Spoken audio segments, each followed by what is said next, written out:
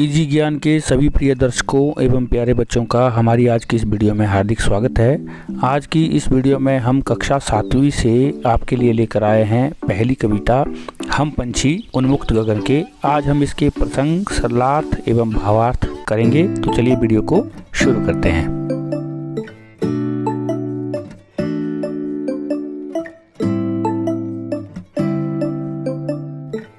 कक्षा 7 बसंत भाग 2 पाठ 1 हम पंछी उन्मुक्त गगन की। इसका स्वर गायन हमने आपको पहले ही पिछली वीडियो में बता दिया था कि इसे किस तरह से गायन करके हमें याद करना है, और इसकी व्याख्या तथा भावार्थ हम आज की इस वीडियो में करने जा रहे हैं तथा इसका अभ्यास कार्य हम आगे आने वाली वीडियो में करेंगे। तो सबसे पहले हम इसके रचयिता के बारे में जान लेते हैं। जैसे कि मैं आपको बता चुका हूं कि डॉक्टर शिवमंगल सिंह सुमन जी इसके रचयिता हैं, जिनका जन्म 5 अगस्त 1915 ईस्वी में उन्नाव, जो उत्तर प्रदेश में पड़ता है, वहाँ हुआ था, और इनका देहावसान 27 नवंबर 2002 ईस्वी में उज्जैन में मध्य प्रदेश में हुआ था। इन्होंने अनेक रचनाएं लिखी, जिसके लिए इन्हें अनेक प्रकार के सम्मानों से सम्मानित किया गया। हिंदी साहित्य जगत में इनका महत्वपूर्ण योगदान है, इसलिए इन्हें साहित्य अकादमी पुरस्कार, पद्मश्री पुरस्कार, पद्म भूषण, शिखर सम्मान तथा भारतीय पुरस्कार से सम्मानित किया गया। इन्होंने अनेक रचनाएं लिखी। उन रचनाओं में से ही एक रचना यह कविता है जिसे हम आज पढ़ने जा रहे हैं, हम पंछी उन्मुक्त गगन के। तो चलिए कविता को पढ़ते हैं तथा साथ में इसके प्रसंग, सरलार्थ और भावार्थ भी हैं। हम पंछी उन्मुक्त गगन के पिंजर बद्ध न गा पाएंगे, कनक तीलियों से टकरा कर पुलकित पंख टूट जाएंगे। सबसे पहले इसका शब्दार्थ देख लीजिए। उन्मुक्त का अर्थ होता है खुला, पिंजरबद्ध होता है पिंजरे में बंद होना, और कनक तीलियों से इसका अर्थ है सोने की छड़ों से, और पुलकित का अर्थ होता है आनंदित होना। ये कठिन शब्दों के अर्थ आपको कविता को समझने में मदद करेंगे। शब्दार्थ के बाद हम इसका प्रसंग इस प्रकार से करेंगे। प्रस्तुत पंक्तियां हमारी पाठ्य पुस्तक बसंत भाग 2 में से श्री शिवमंगल सिंह सुमन जी द्वारा रचित कविता हम पंछी उन्मुक्त गगन में से ली गई है। इसमें कवि ने पक्षियों को पिंजरे में बंद नहीं करने के बारे में हमें संदेश दिया है तथा उन्हें भी स्वतंत्र रहकर उड़ने का पूरा अधिकार है, इस बारे में बताया है। तो इसका सरलार्थ हम इस प्रकार से लिखेंगे। पक्षी कहते हैं कि हम खुले आसमान में उड़ने वाले हैं। हम पिंजरे में बंद होकर खुशी से चहक नहीं पाएंगे, चाहे हमें सोने के पिंजरे में कैद रखो, परंतु जब हम पिंजरे में उड़ने की कोशिश करेंगे तो सोने की छड़ों से टकराकर हमें आनंदित करने वाले ये हमारे कोमल कोमल पंख टूट जाएंगे। तो इस प्रकार से आप इसका सरलार्थ करेंगे। दूसरा पद्यांश इस प्रकार से होगा। हम बहता जल पीने वाले मर जाएंगे भूखे प्यासे, कहीं भली है कटकु निवोरी कनक कटोरी की मैदा से। इसका शब्दार्थ इस प्रकार से होगा। कटुक का अर्थ होता है कड़वी, निवोरी का अर्थ होता है नीम का फल, कनक कटोरी का अर्थ होता है सोने का बर्तन। इसका सरलार्थ इस प्रकार से करेंगे हम। प्रसंग पूर्ववत रहेगा, पहले के समान रहेगा। सरलार्थ होगा। पक्षी कहते हैं कि हम नदी झरनों का बहता जल पीने वाले हैं। हमें पिंजरे में बंद रखोगे तो हम भूख प्यास से मर जाएंगे, क्योंकि पिंजरे में कैद होकर सोने की कटोरी में मैदा या फिर स्वादिष्ट भोजन खाने से हमें नीम की कड़वी निवोरी खाना ही ज़्यादा अच्छा लगता है।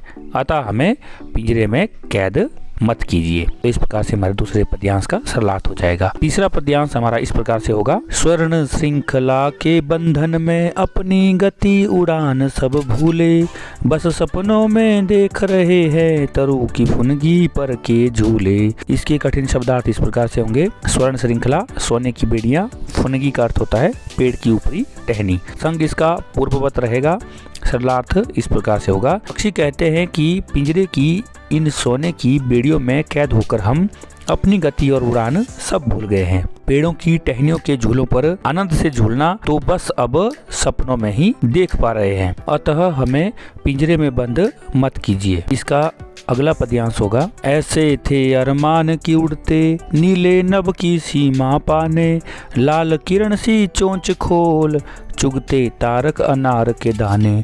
इसके कठिन शब्दार्थ इस प्रकार से होंगे। अरमान का अर्थ होता है इच्छा, नभ का अर्थ होता है आकाश, और तारक का अर्थ होता है तारे। इसका प्रसंग भी पूर्ववत रहेगा। सरलार्थ इस प्रकार से होगा। पक्षी कहते हैं कि पिंजरे में बंद होने से पहले हमारी इच्छा होती थी कि हम नीले आकाश की सीमा तक उड़ करके जाएं और सूर्य की किरणों के समान लाल चोंच खोलकर तारे रूपी अनार के दाने चुगें। अगला पद्यांश इसका इस प्रकार से होगा। होती सीमाहीन क्षितिज से इन पंखों की होड़ा होड़ी, या तो क्षितिज मिलन बन जाता या तंती सांसों की डोरी। इसके कठिन शब्दार्थ इस प्रकार से होंगे। सीमाहीन अर्थात जिसकी कोई सीमा ना हो, होड़ा होड़ी अर्थात प्रतियोगिता, क्षितिज वह स्थान जहाँ धरती आकाश आपस में मिलते हुए दिखाई देते हैं।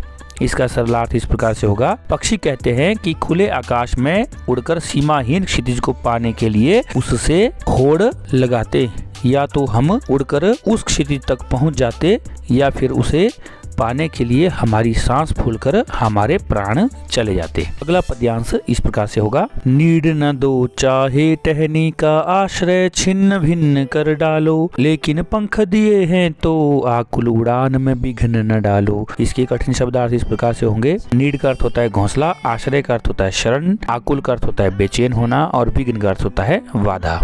इसका सरलार्थ इस प्रकार से करेंगे। पक्षी कहते हैं कि चाहे हमें पेड़ों पर घोंसले बनाकर मत दो, चाहे हमारे घोंसलों को नष्ट कर डालो, लेकिन अगर भगवान ने हमें पंख दिए हैं तो आप लोग हमारी इस चंचलता भरी उड़ान में बाधा मत डालो, अर्थात हमें खुले आकाश में स्वतंत्र रूप से उड़ने दो। तो ये थे हमारे हम पंछी उन्मुक्त गगन के प्रसंग, सरलार्थ तथा व्याख्या। इसको आप यदि विस्तार से और भी अधिक अच्छी तरह से समझना चाहेंगे तो हमारी अगली वीडियो का इंतजार करें। अगली वीडियो में हम इसे आपको विस्तार से समझा देंगे। इसी के साथ जो भी दर्शक हमारे चैनल पर पहली बार आए हैं वे हमारे चैनल को लाइक करें, शेयर करें, सब्सक्राइब करें तथा बेल आइकन को ऑल पर जरूर सेलेक्ट कर दें, ताकि जैसे हम नई वीडियो को अपलोड करते हैं आप तक हमारी वीडियो की नोटिफिकेशन सबसे पहले पहुंच सके। इसी के साथ वीडियो में बने रहने के लिए आप सबका हार्दिक धन्यवाद। मिलते हैं इसी प्रकार की किसी दूसरी ज्ञानवर्धक एवं रोचक वीडियो में। तब तक के लिए नमस्कार। आपका दिन शुभ हो, मंगल हो।